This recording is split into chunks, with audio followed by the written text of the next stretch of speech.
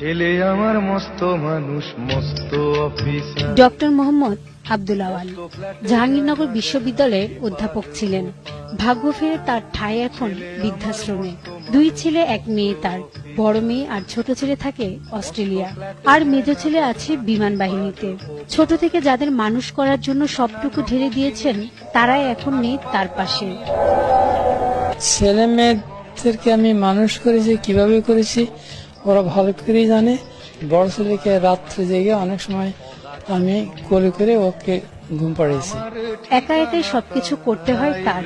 সারাদিন রোজা রেখে নিজেই তৈরি করেন ইফতার।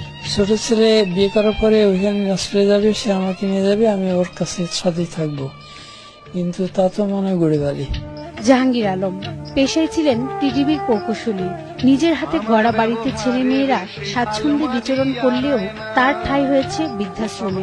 আমার 2 মেয়ে 1 ছেলে। বড় মেয়ে ছিল MBBS BCS, স্টেট মেডিকেল কলেজের মেডিকেল অফিসার। তারপর ছেলে অ্যাকাউন্টিং এ অনার্স মাস্টার্স, সে এক কলেজের প্রফেসর। খালিকুর রহমানও ছিলেন প্রকৌশলী। প্রায় 9 বছর স্বজনদের সান্নিধ্য থেকে বঞ্চিত।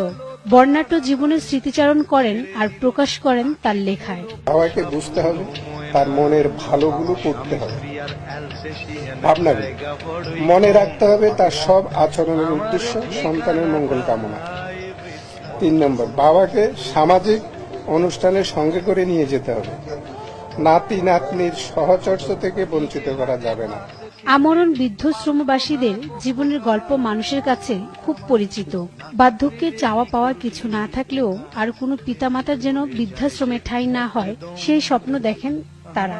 ঠিকানা এখন বৃদ্ধাশ্রম।